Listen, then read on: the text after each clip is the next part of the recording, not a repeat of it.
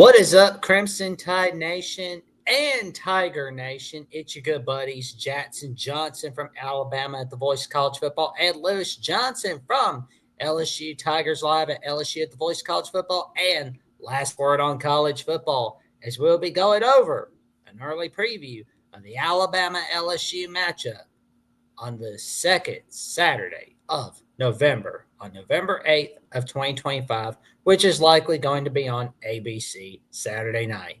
And let me tell you something, folks, it's going to be a wild ride. How you doing today, good buddy? I'm good, Jackson. First, man, I want to thank you for having me on, but yeah, it's going to be another big one. As usual, LSU, Alabama, it's going to have some meaning to it. Tigers going to have to see if they can still win in Tuscaloosa, but it's going to be a huge game. Yeah, because like the last time LSU won in Tuscaloosa, it was days before Disney Plus was officially founded. Like that's something that's like crazy to think about, though. Yeah, it is. What's even crazier to think about is how much time went by before that last win. So, yeah, it took the best team ever, arguably, to beat them in 2019 in Tuscaloosa. But before that, you got to go back 8 years to 2011. Oh yeah. Yeah, we've had some great games in the past, like 2011, 2019, and you had like 2012.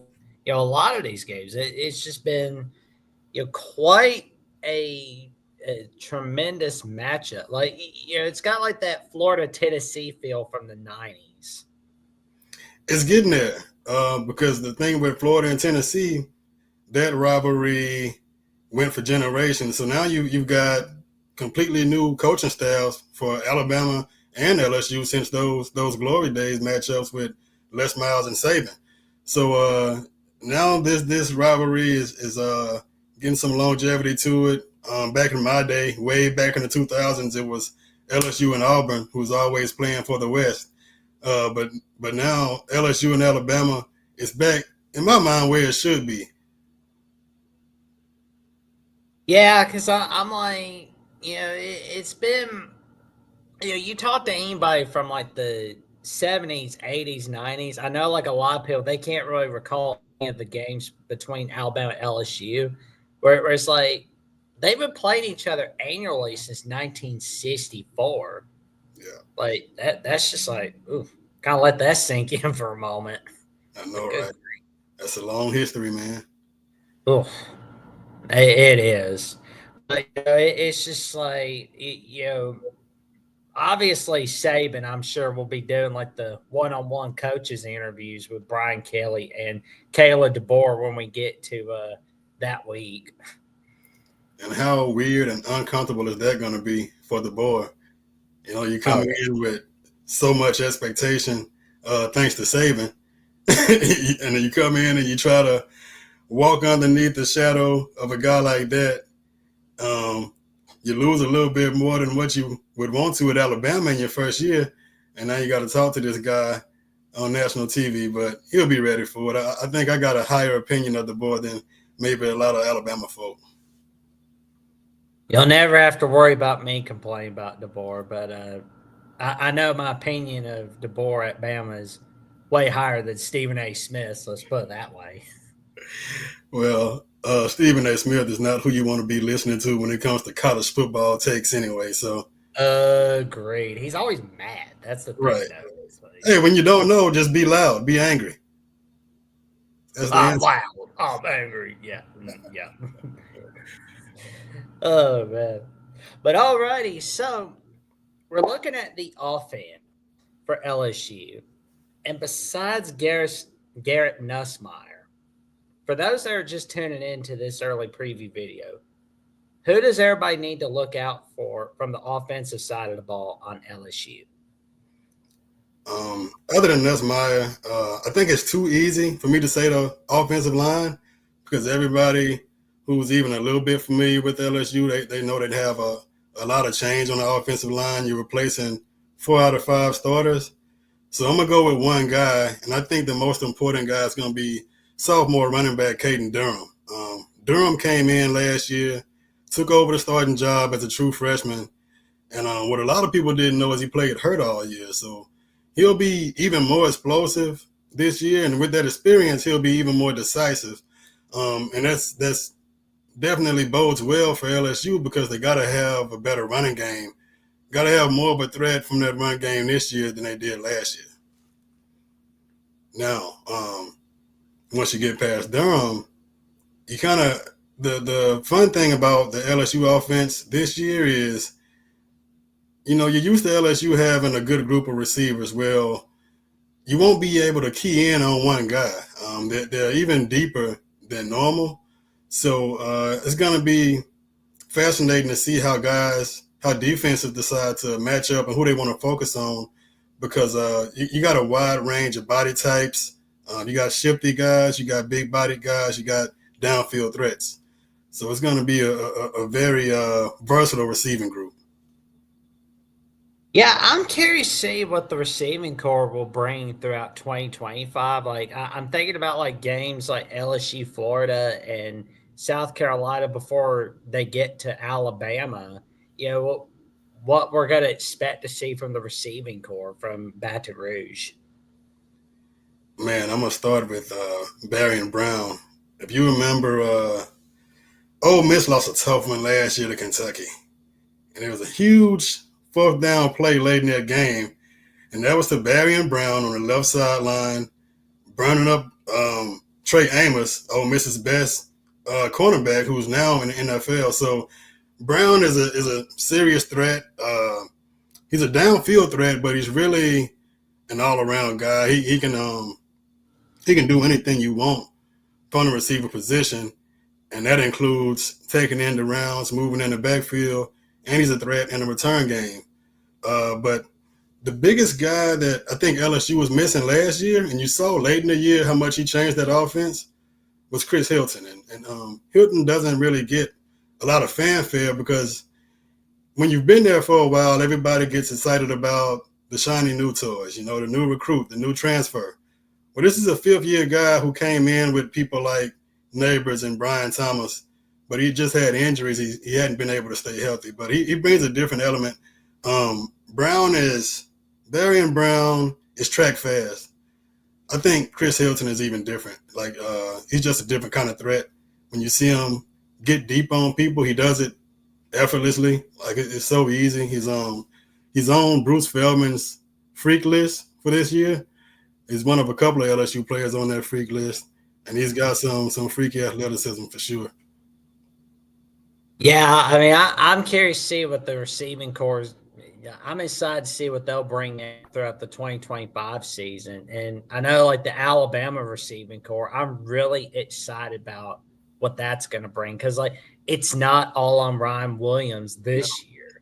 Because all I can say is thank you, God, for not making sure that it's all on Williams because, like, it was just like, oh my God, like the Michigan game alone, we were overly reliant on Ryan Williams. That was one of the reasons why we lost. Like right. our offensive line was a complete total disaster, of course. But we've got Isaiah Horton from Miami because I mean Horton heard the Tide calling for him. He's like, you know what? I don't want to hear about the '90s. I don't want to hear about the early 2000s. I want to live in the nowadays, not the yesterdays of the world.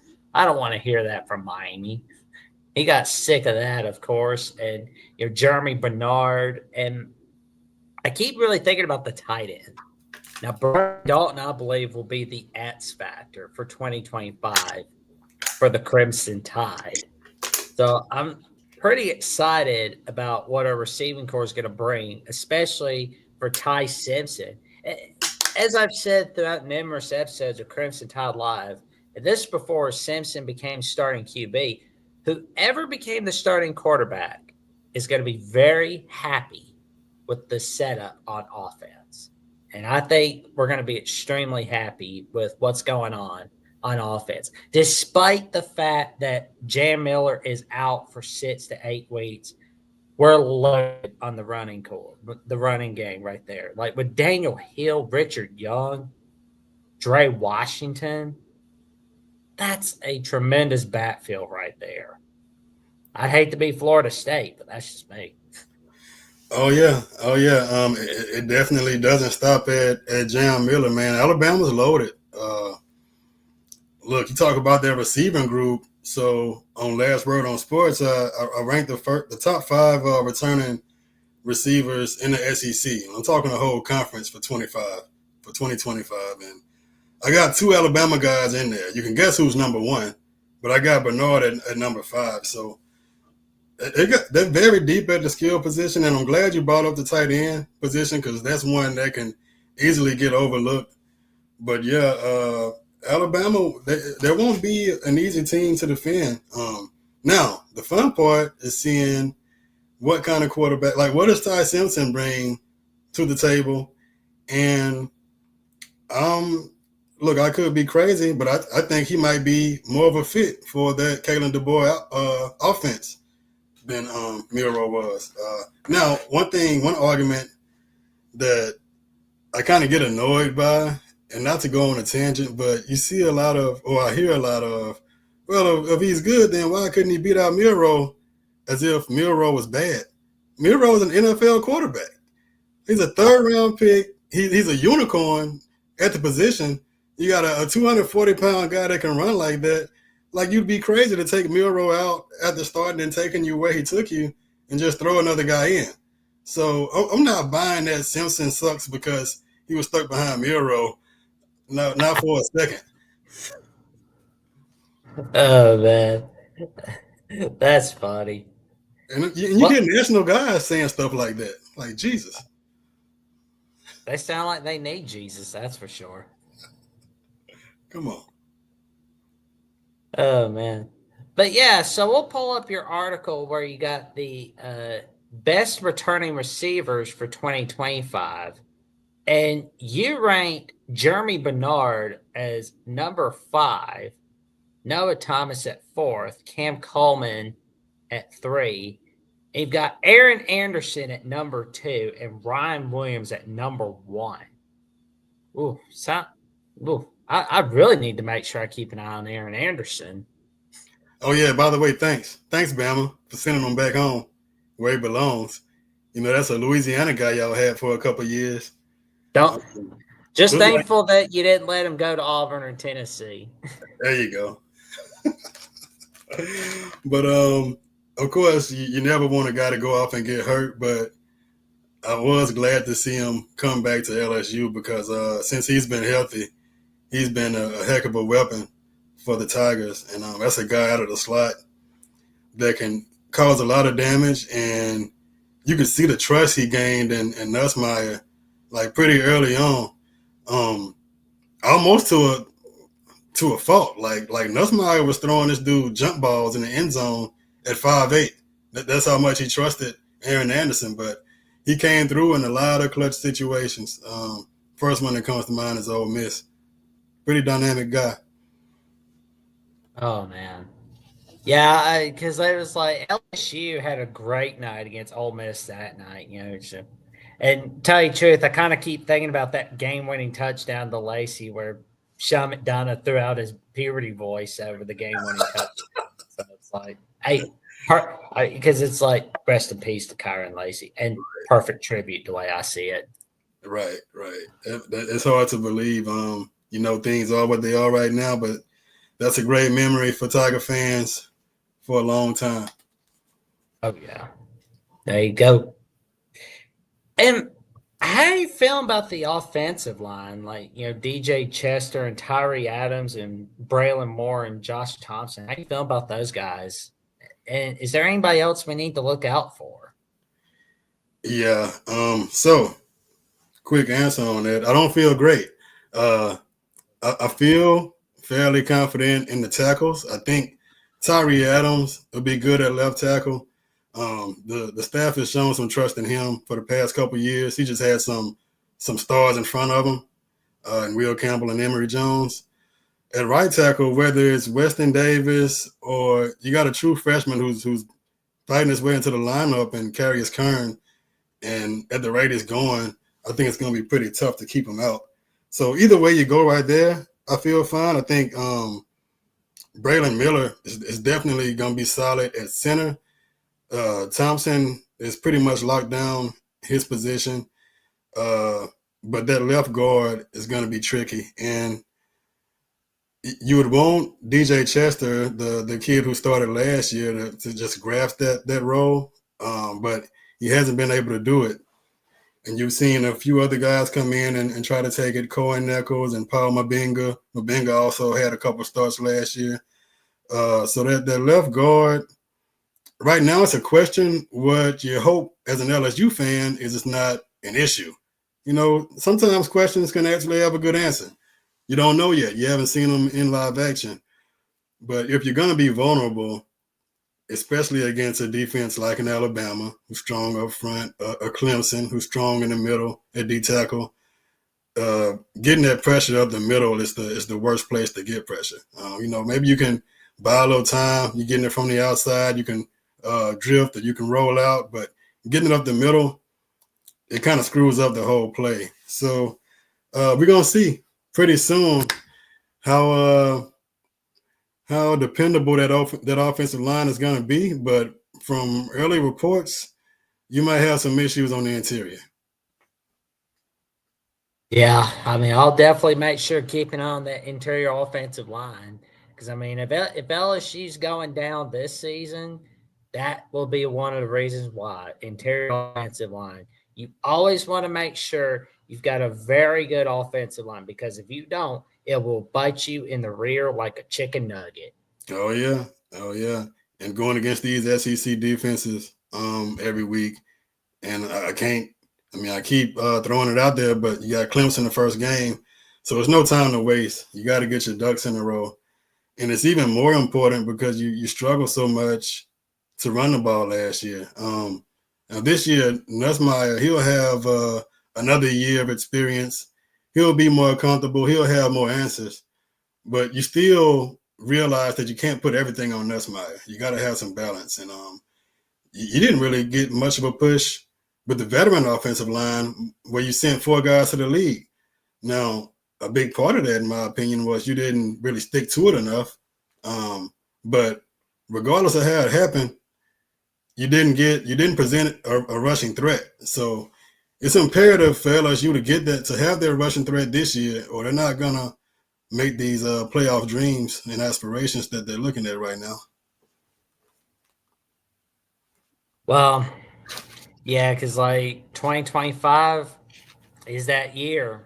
Well, it has to be for Brian Kelly because if they're not in the playoffs this year, he's in trouble.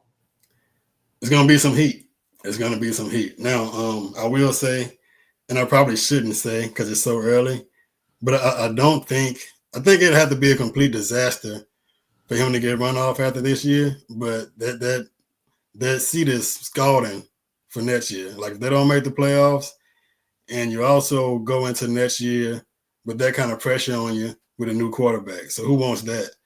So it's just about playoffs or bust this year. Well, now it's onward to the defense. I'm curious to see, and this again, it's for the people tuning in for this video. Who do we need to look out for from that LSU defense? So on that defense,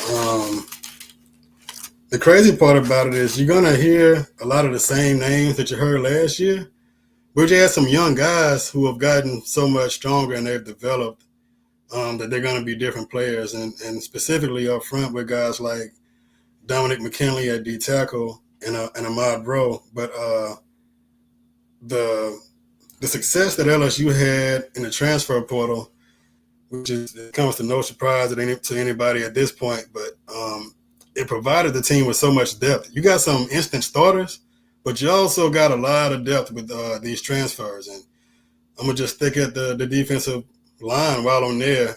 You got Bernard Gooden out of USF, who's been hard to block. It's one reason that LSU offensive line has been looking so bad inside because they can't block Bernard Gooden.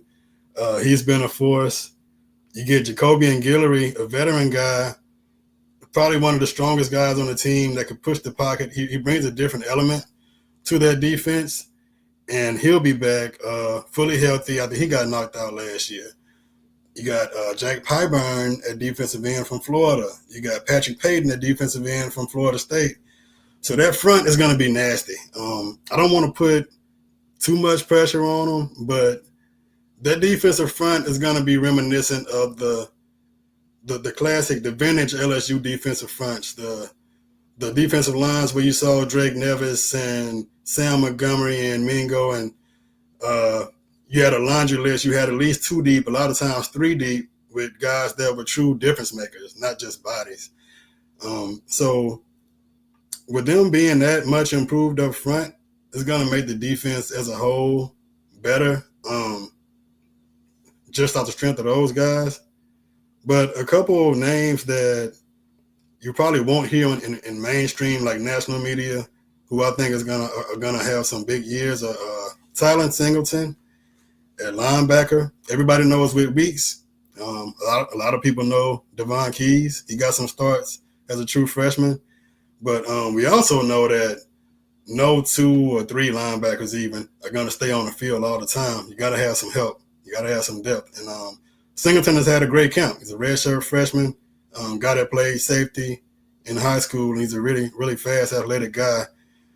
At the cornerback position, P.J. Woodland, a sophomore out of Hattiesburg, Mississippi, he just keeps showing up.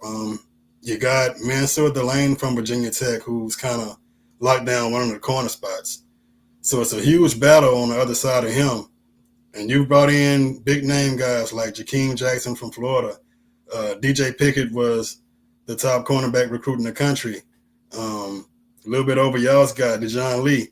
But Woodland is just keep battling, and he's recently getting some run with the ones at practice. So even if he doesn't start, he'll have a pretty significant role. And I also like him at nickel. He's a tough guy. You can slide him inside, I think. So those are some names you want to look out for. And man, they're going to have to grow up quick, and they're going to have to mesh, especially on that back end where communication is so big. They're going to have to learn how to play together going against those receiving corps like Alabama. Yeah, because like those linebackers are definitely have to get rolling. Like they're gonna have to get ready to rock and roll. Oh yeah. So we'll definitely wait and see what happens. But I'm excited hearing those names because like Tyler Singleton, like that's huge. Right. Nobody's talking about him, but this is a guy that's going to be a difference maker on that defense. And the good thing about the game we're talking about for LSU is coming later in the year. The guys will have enough experience together to where Blake Baker can kind of throw some different coverages at Simpson. You can't just come out and open up the playbook, wide open at the beginning of the season when people are still learning who's responsible for what. So you get to November, okay, now these freshmen are now sophomores. These sophomores are now juniors. And I think it'll open up a lot of options for that defense. And I'm curious to see on the Alabama side. So I think, nothing is 100% with recruiting, but when you see a 4 or 5 star guy like Simpson coming out of high school, at the very least, he has some tools. Like he might not be a great quarterback. He might be a great quarterback, but he has some physical tools. But you also know from an LSU perspective, you see Nussmeier last year, you know that there's going to be some ups and downs because there's some things that you just can't learn until you've been in the fire. You don't know how he's going to respond. So I'm going to be curious to see how Simpson kind of acclimates himself to the offense. And Alabama has got a pretty challenging out-of-conference schedule. You schedule Florida State. You don't know that Florida State is going to fall off a cliff last year, but it doesn't mean they won't be competitive this year. And I think you got Wisconsin too. So we'll see a lot of Simpson and have a pretty good idea of what he can do, what his ceiling is by the time this game comes around. I'm curious to see what weights will bring throughout 2025. Like I'm curious to see a little more of him. Well, he's going to bring, barring injury, knock on wood, an All-American season. Weeks really came on last year. I think most publications probably have him as a first team All American. He was AP first team All American at least. But the most impressive thing about Weeks for me is in 2024, Weeks started in a rotational role. You know, he wasn't the man. He wasn't like, a team leader, everybody rallying around him. He was part of the rotation. But the more he played, the more plays he made, the more comfortable he got, the more confident he got. And by the middle of the year, he was on fire. And he still have some miscues here and there, but you could see later on in the year he was seeing everything so much quicker than he was earlier on. Like, for example, beginning of the year, if you saw Weeks make a tackle in the backfield, it was because he got sent on a blitz. It was like, okay, no option here, we're sending you. Well, later on in the year, you'd see him diagnose and beat the block. He didn't even have to fight out the block because he beat it. And that's what makes me excited about seeing him play this year. He's seen enough football now to where he can look at some formations, he can look at some film, and he can know what's coming and make a lot of plays in the backfield. We saw a lot of that last year. I'm expecting even more this year. Oh yeah. Well, and I know from the Bama defense, we're going to see more of LT Overton and Tim Keenan, and there's Damani Jackson, Keon Sabb, you Justin Jefferson, no relation to the one at the Vikings, of course. Right. Oh man, I don't think they intended for that to happen, but it was like, oh no. But man, speaking of Jefferson, so I'm talking about Weeks, but I think with Jefferson and let me find the other guy. Oh man, I can't think of them. Lawson. How could I forget Lawson? Jefferson and Lawson. That is one big time combination at linebacker. That group has got to be towards the top if it's not at the top of linebackers. And you look at that secondary at Alabama, the West Coast ties for DeBoer is really paying off because you had a freshman. So first of all, you got Damani Jackson, unquestioned top cornerback, but you had a freshman that started last year, Xavier Brown. You had Xavier Brown who came in, had a good year as a freshman, and now you got your defensive coordinator coming out and saying that Dijon Lee is a starter. In his mind, he's calling him a starter. So where's he going to start? These are all California guys, all cornerbacks, and all ready to play, apparently. Oh yeah, and obviously we've got Coach Marine Linguist behind Kane Womack on the coaching staff. Old Coach Bo, where if Womack decides that there's better pastures ahead than Tuscaloosa, then we've got Coach Mo to promote from within. There you go. There you go. It's gonna be fun, man. What's your impressions early on from your freshman cornerback Lee?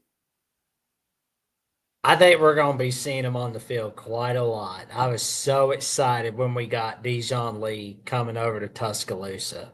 I realized that was a humongous win on the recruiting trail. He's a legit 6'4". Legit 6'4". Man, they don't make corners like they used to, man. That is crazy. But speaking of getting a win like that, it just speaks to the recruiting job that the boy has done since he's been there.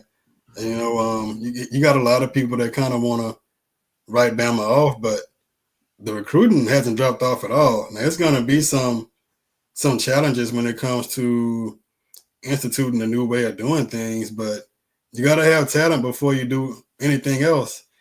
And I'm looking at your blue chip ratio at 89%. That's tops in the country. The only other team that high is Ohio State with an 89% roster of 4 and 5 star guys. So Bama ain't going anywhere, man.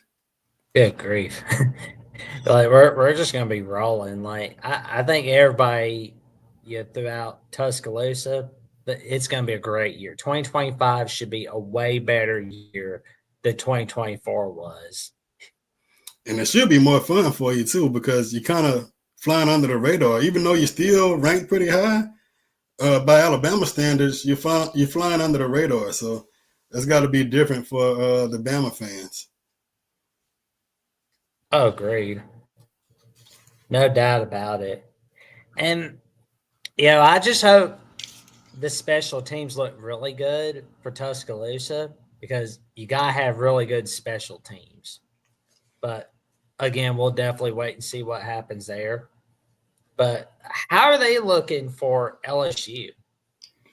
Um, Glad you brought it up because in a game like this, that can be the difference. Your special teams can be the difference. You miss a couple of gimme kicks, or God forbid you get one blocked. So LSU, similar to last year, your punting game. Excuse me. As far as when LSU is punting, it's kind of inconsistent. You have some good days and some bad days. Now, on the opposite end of the spectrum, your return game, you got so many options. I don't even know who they're gonna put back there. Like I talked about Barry and Brown, he was like an all conference guy as a returner. Xavier Thomas has already got at least like 4 returns for touchdowns since he's been in the league. He started at Mississippi State and he ran one back for LSU last year. Aaron Anderson ran a kickoff back for LSU last year. So it's gonna be fun to watch the return game. But if you're an LSU fan, for now, just hold your breath when you're punting and hope you get 30 yards down the field without a disaster. But I think the kicking game will be solid. But like I said, the punting game is a little questionable. Not exactly flipping the field right now. Nah, but anything can happen in the world of 2025 and in the world of college football. Oh yeah, absolutely. On that note, though, what about Bama? How's that kicking game looking? Have to wait and see. I'm just a little nervous about it. I got you. I got you. Yeah, 2011, it worked out in LSU's favor. I think Bama missed quite a few of them that night. But I Uh, mean, it didn't matter in the end anyway. But at least at Bama, it worked out in LSU's favor. yeah, because like you want to make sure you've got a great kicking game because if you don't, you're gonna have very bad days ahead of you. Yeah, and you don't want to turn into Lane Kiffin where you're going for it every fourth down. So you want to at least have a serviceable kicker. You want to Oh, be able to get to the 25 and feel confident at least. no doubt about that. Well, alrighty. So we've got things cooking over on Alabama at the Voice of College Football and some things cooking on LSU at the Voice of College Football. Ed Lewis, what you got going on LSU at the Voice of College Football and on Last Word on college football, good buddy? More previews, man. More previews. So Monday, my next show is coming up, 4 p.m. Central, and we'll be talking about the LSU offense against the Clemson defense. So we doing one side of the ball a week. Obviously, it's game week, so we'll have much more to talk about than just the game preview. We'll be talking about the latest with camp because you got a huge scrimmage coming up for LSU Saturday. So I might have to hang out and do a little writing on Saturday afternoon, but I'm expecting to see some more news, specifically in terms of the depth chart from the scrimmage on Saturday. But I'm not expecting it to be too physical at the same time because you got to stay healthy with such a big game coming up. So look, I'm not asking for a prediction this early, but are you leaning one way or another for Alabama LSU? Oh, I'm leaning for Bama. I got you. I got you. I'm not shocked. I mean, look, the Tigers don't win over there often, so I can't knock you for that one. Oh man. But I will say though, tell your friends, your family, and the cashiers at Publix about the magic that Lewis brings all right here on LSU at the Voice of College Football and on Last Word on College Football. And give him a follow on CFB Lou on @/Twitter and on TikTok on CFB Lou. Tune in, you won't want to miss them. It was real, man. Thanks again. Thank you. And you can check me out on Alabama at the Voice of College Football Mondays, Tuesdays, Thursdays on Crimson Tide Live and on Primetime Live and on the Alabama College Show. And of course, you'll be seeing my little face on the post game shows after every game, of course. And for those who want to check out my other content besides Alabama with the Voice of College Football, where I've got my show, The Jacksonian, and I do my pits analysis and final whistle shows with Sports Talk with Austin, and my collaborations with Will and D and Jeffrey on Talk Sports, check me out on Jackson Johnson 979, where you could like, comment, subscribe over there. I'm 318 subs away from 1,000 right over there. And for more updates on what I've got going on Alabama with the Voice of College Football, or Voice College Football, or Jacksonian, check me out on Jats VOCFB on X/Twitter and on Instagram and Threads at Jackson Johnson 543908. And with that being said, like, comment, subscribe to Alabama at the Voice of College Football and to LSU at the Voice of College Football. So never miss their video from either channel whatsoever. And we will see you soon. And roll tide. Go Tigers.